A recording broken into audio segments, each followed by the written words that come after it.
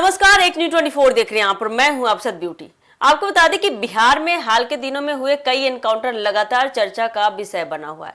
जब भी कोई बड़ी पुलिस कार्रवाई होती है, बड़ी पुलिस की कार्रवाई करती है, पुलिस उसे अपराध नियंत्रण की बड़ी सफलता बताकर अपनी पीठ खुद थपथपाती है। लेकिन कई मामलों में यह सवाल भी उठता है कि क्या हर एनकाउंटर पूरी तरह से जायज होता है या फिर कहीं न कहीं जांच और न्यायिक प्रक्रिया को दरकिनार किया जा रहा है। भोजपुर के चर्चित भरत तिवारी एनकाउंटर मामले ने एक बार फिर इसी बहस को तेज कर दिया है। अब इस मामले में आरजेडी के वरिष्ठ नेता और विधायक भाई वीरेंद्र ने सरकार और पुलिस प्रशासन पर गंभीर सवाल खड़े कर दिए हैं।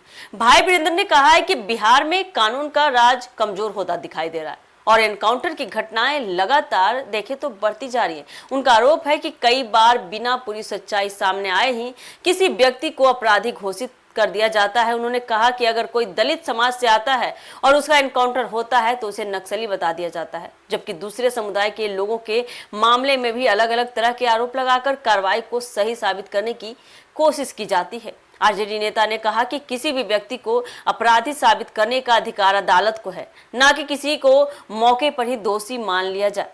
उन्होंने भरत तिवारी मामले का जिक्र करते हुए कहा कि इस पूरे घटनाक्रम को लेकर कई सवाल खड़े हो रहे हैं और इन्हीं सवालों का जवाब निष्पक्ष जांच से मिल सकता है। उन्होंने मांग की है कि मामले की जांच पूरी पारदर्शिता के साथ हो और जो भी तथ्य सामने आए उन्हें जनता के बीच रखा जाए।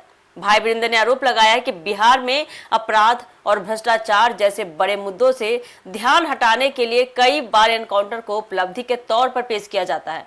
उन्होंने कहा कि अगर कोई व्यक्ति अपराधी है तो उसे गिरफ्तार कर अदालत के सामने पेश किया जाना चाहिए ताकि कानून अपना काम खुद कर सके। लोकतंत्र में न्याय का रास्ता अदालत से होकर जाता है, ना कि गोली से। भरत तिवारी की मौत के बाद उनके गांव समेत कई इलाकों में लोगों ने विरोध प्रदर्शन किया और निष्पक्ष जांच की भी मांग उठाई।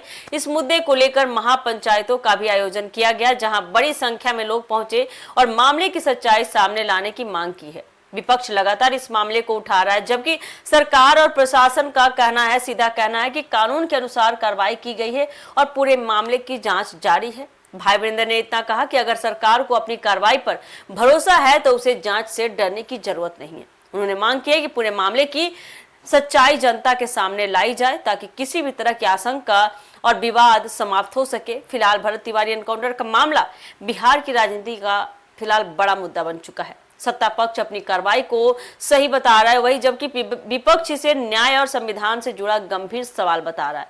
ऐसे में अब सबकी निगाहें जांच की प्रक्रिया इंतजार है कि और उसके निष्कर्ष पर टिकी हुई है, जिससे यह स्पष्ट हो सके कि आखिर इस पूरे मामले की वास्तविक सच्चाई क्या है। तो देखना काफी दिलचस्प होने वाला है कि आने वाले समय में ये मामला कहां तक जाता है, क्या तुल पकड़ता है और क्या निष्कर्ष निकल कर आता है। फिलहाल के लिए इस खबर में इतना ही अपडेट है। ऐसे ही अपडेट के लिए, ऐसे न्यूज के लिए बने रहिए हमारे एक न्यूज़ 24 के साथ। धन्यवाद।